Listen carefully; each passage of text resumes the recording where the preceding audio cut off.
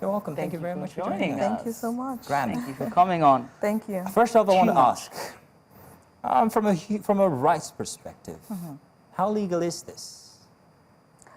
Now, as has already been stated in the statement, official statement published by the NBA, it infringes on fundamental rights. Section 39 provides for the right to freedom of expression. And you should be free to express yourself in whatever way you want to express yourself. You should be free to go out there, express yourself by choosing the leaders that you want to govern you. And you should be free to say, oh, I don't want to express that by going to the polls to vote. So you have that fundamental right. Also, there's also the right to freedom of association. You can choose to associate. You can choose to say, okay, associate with this party and therefore I want to go and vote, because you're voting for the party at the end of the day. Yeah. So you can choose to associate and say, I vote for this party, or, you know, and you can choose to say, I don't. So it's a gross infringement on their fundamental rights. But it's passed through 2 readings. So how is that? Do they need you on the floor there to help them determine whether this is a good thing to do or not? Or I don't get this. Well, I believe that's why this is now getting all the backlash that it's getting. You're so right. a bill has to pass through several stages, yes. So if you don't catch it at the first stage, you catch it at the second stage. But even the genesis of it in itself seems a bit outlandish. Indeed. Is what people are arguing. Indeed. Yeah. So the introductory memorandum of that bill says that they are seeking to pass this law because there is large-scale apathy in the electoral process. So they are seeking to curb that. I wonder why. they are seeking to curb that large-scale apathy by introducing this bill. They want to include people. I listened to one of the supporters of the bill, or the proponents of the bill, when he was making his arguments, said they are seeking to promote inclusion. People should come together and vote and participate in the electoral process. Is it by promoting this kind of bill?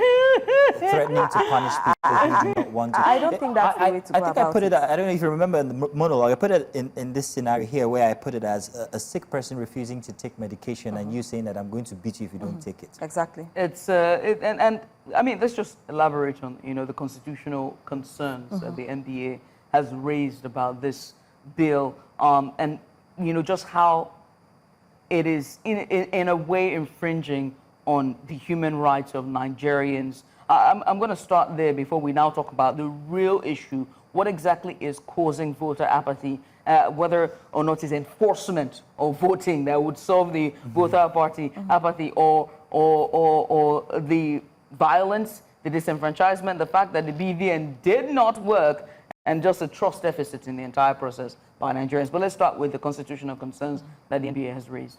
So that's what I said. Section 39 of the 1999 Constitution enshrines the right to freedom of expression, and this includes the right to silence, absenteeism.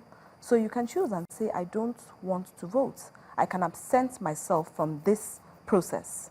So the way to go about this, if they are not happy with that, then they have to amend the Constitution in the first place and take that out, because you are entitled to absent yourself from any process.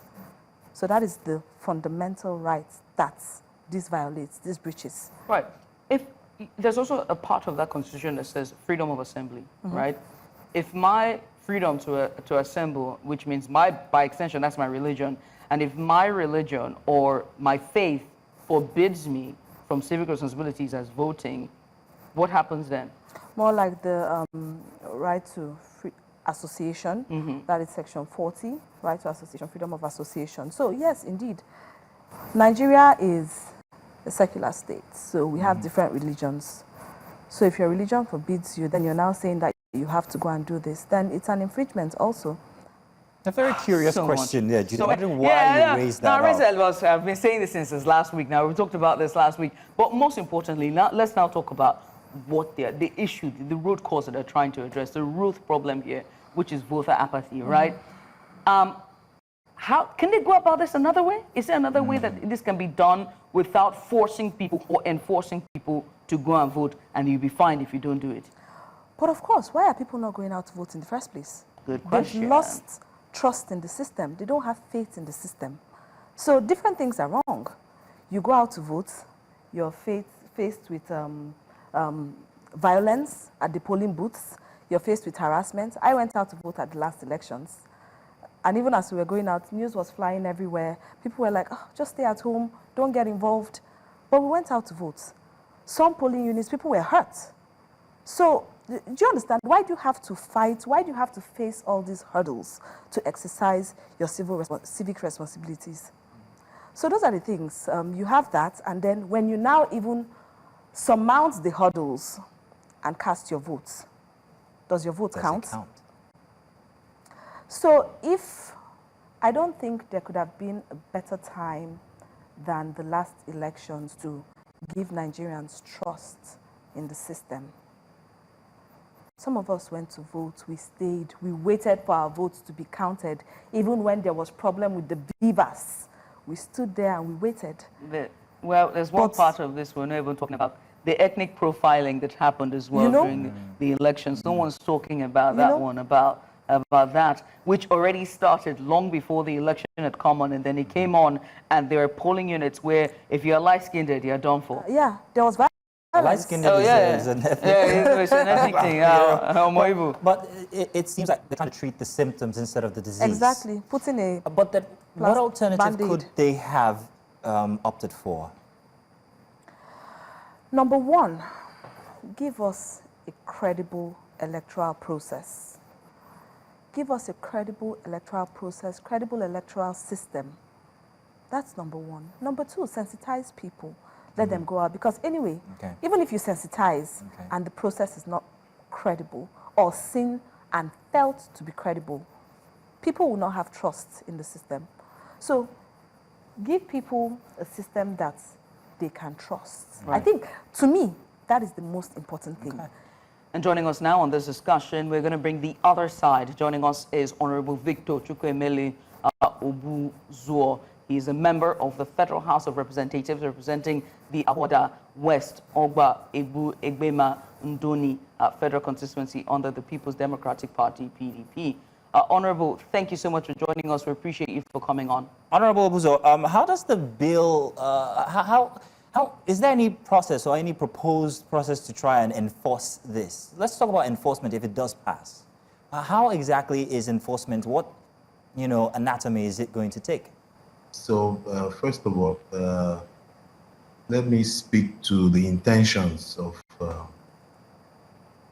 the sponsor of the bill, who happens to be the Speaker of the House. The intention is to stimulate the idea and to inform the public via such a move to understand the damage that is being done in terms of participation of citizens in voting. I know it will not go down well with a lot of people when we are looking at the fundamental rights of citizens. At the same time, I also know that it is applicable it has been applied in many other countries. And the scenarios, situational context of these countries may also differ from Nigeria, And I listened to our lawyer raise some very salient points. But the issue is voter apathy is also a problem, and there is need to address it.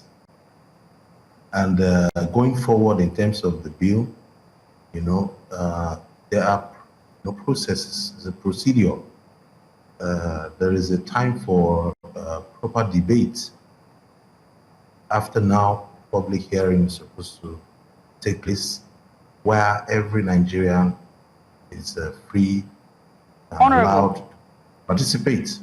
So I believe that we should also focus on the demerits of the voter apathy to the country, as well as look at the other sides, the opponents, the reasons for opposing, and see how to ratify the issues. I mean, Honorable, I wish there was, I wish we had enough time to continue this.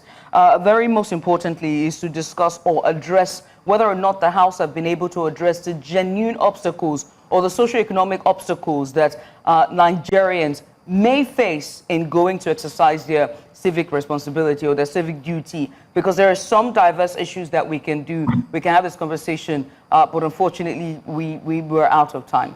Honorable Obuzor, please may I invite you on the show again tomorrow so we can have an extensive discussion on your side of the discourse. If you would please give us that honor, would really appreciate this.